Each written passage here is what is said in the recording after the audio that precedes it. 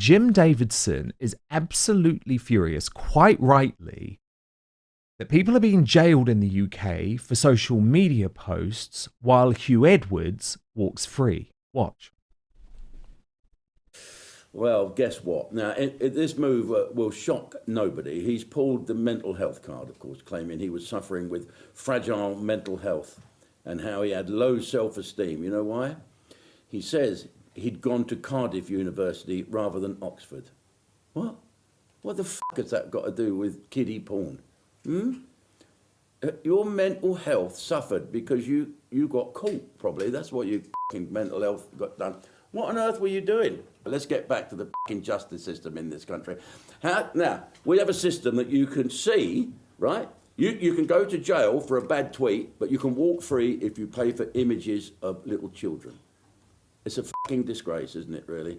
So, and barristers have pointed out that Huw Edwards' sentencing, get this, is within the guidelines. It is. The questions surely have to be asked, why have we got to a stage where people are in prison for posting nasty words on social media, where convicted paedophiles are walking the streets? It's a fucking shame. Father Calvin Robinson, Jim Davidson's right, isn't he? Jim Davidson is often right. My first reaction was, how on earth is this pedo being let off? This must be the system being, well, two-tiered. And then I read these secret barristers' tweets and things that Jim Davidson was referring to, and actually it is the guidelines that are the problem. It wasn't the judge in this particular case. This is an expected result. If you are convicted of sharing or obtaining child, I wouldn't call it pornography because it just doesn't seem right, just child abuse images, then this is the expected result. So it's that entire system that is wrong, that is changing. And it's absolutely right that on the other hand, we see people are being locked up and rushed through the prison system, rushed through the judicial system to be sent to jail for tweeting or Facebook posts. And this conversation about mental health really roused me up, because paedophilia is one of the worst crimes, one of the worst sins. It's just the most immoral. Every single person in society should be against it. His mental health is nobody's concern. Absolutely nobody's concern. If he wants to rot in hell, that's on his soul, right? The problem here is that other people's mental health are not considered. Bernie's mental health is not considered. But Bernie has been through it, having police intimidate her, having all these accusations thrown at her, having stories about her in the press. Who's concerned about Bernie's mental health? And people like her who've maybe retweeted something or put something on Facebook. For goodness sake. And while I'm here, I just want to put that out there, actually, that, Dr. Renee mentioned Bernie's wonderful daughter. I want to put that out because Bernie is very, very lucky to have such a loving family around her. Now, not everyone is in that situation. So I think people should be prepared. People should have like a backup option. Have a friend or a family member, have someone looking out for you. If you are active on social media, if you are a free speech warrior, they could come for you. And I don't want to say be careful, because I don't think we should be careful what we say. We should say what's true. But make sure there's someone who has your back, because if they do take your devices away from you and they lock you up and they threaten you, who's going to let people know? You need a Bernie's daughter is what you need. So make sure you get someone to watch your back. Yes, very, very true. Dr. Renee, the thing that I found so extraordinary about the Huw Edwards court case, and certainly about some of the coverage around it on the BBC, was that the guy was blaming his dead father and even the fact that he didn't get into Oxford as the reason behind his poor mental health that resulted in these paedophilic crimes. I mean, you are a medical doctor. Does that hold any sort of, is there any sort of evidence behind that contributing to paedophilia? No, I mean, the evidence is fairly consistent. There are some variations. The paedophilia is something that develops during puberty and it's basically there for life. So we know that paedophiles are very rarely, if ever, reformable. And it's got nothing to do with, his father expecting him to get into Oxford and he didn't. A lot of paedophiles may have been abused as a child, and that's a completely different thing. But, I wanted to say to Huw, I had a pretty useless father, probably a bit worse than his because mine didn't hang around for that long. And it didn't turn me into a paedophile. People have bad childhoods. How they come through it is up to them and nobody else. I really do believe that. Lots of people have bad childhoods, but they still turn out to be very moral and good human beings. The problem we have in this country is we demonstrated in COVID again that we have no respect for children at all. We don't view them as precious beings that are a gift and that we should nurture them into the future because they are the future. We view them as dispendable. They don't matter. What we do to them is irrelevant, and how they then turn out is irrelevant. We then see the whole trans movement, which is trying to sexualize our children with their drag queens and everything else, convincing boys that they can be girls and girls that they can be boys, and that you can flip between the two and it's all fine. You know, when we're actually doing this to children, when we're confusing them, when we're not saying to them, you know, you are precious, you are a girl, you're so precious you can bear a baby, you're a boy, you're precious, you can make a baby. And when we're not teaching them about the real reason that we are all here, which is to procreate and keep the human race going, and doing that as a man and a woman, we then actually start blurring the lines between what is acceptable behaviour with a child and what isn't. And the fact that only 25% of paedophiles actually get a custodial sentence, but we have people who send hurty tweets, however silly or ill-advised they were, in prison for extended periods of time, is the most disgusting thing that I have encountered this week, and I'm sure it will be for a long time. Yeah, 3 years. 3 years some of these people getting.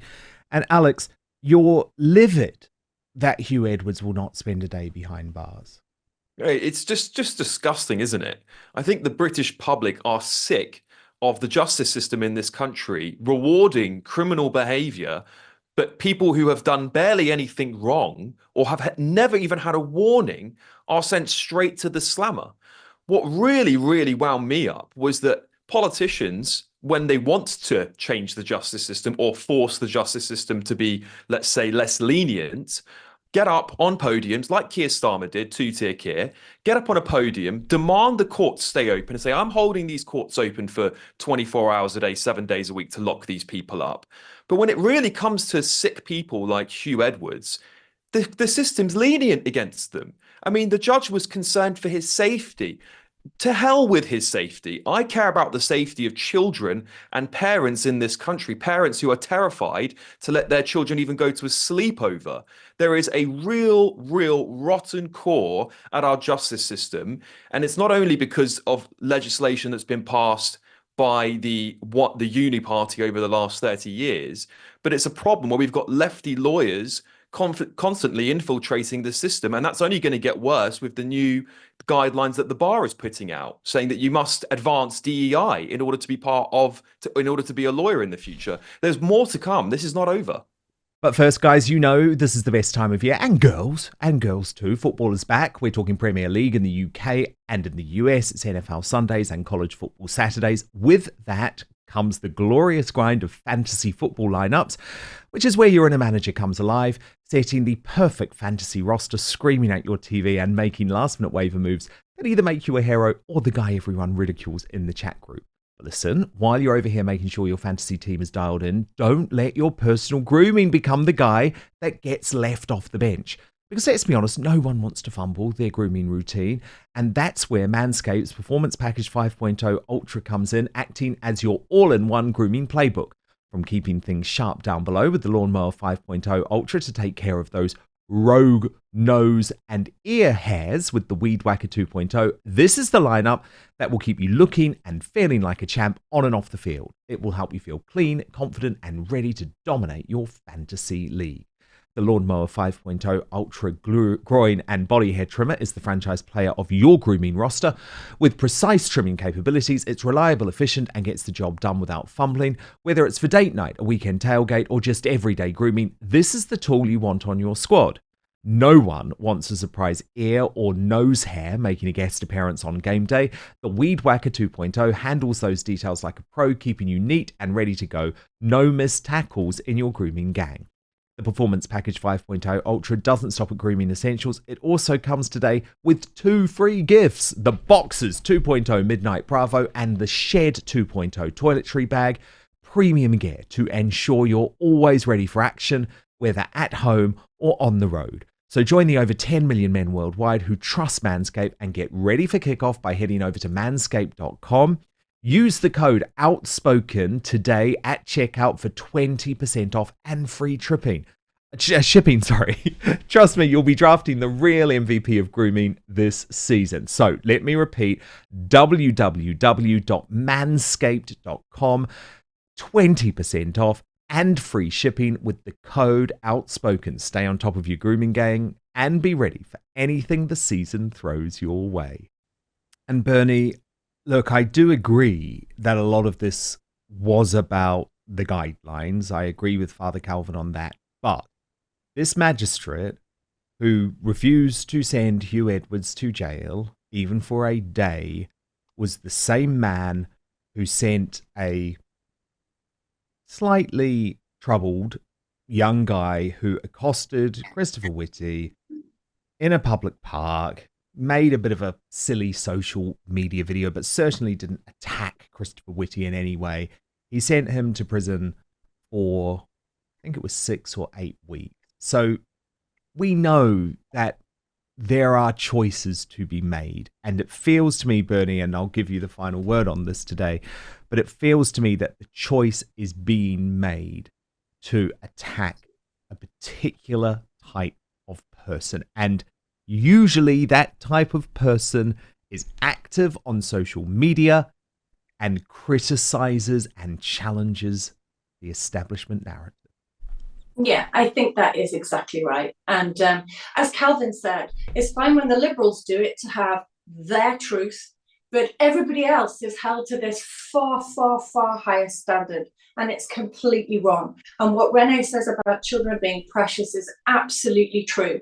And the state has downgraded how precious children are for decades. You know, we even had reports from Rotherham about calling children child prostitutes. Well, you can't have a child prostitute because children cannot consent to sex. But that's what we called them. So we don't value children.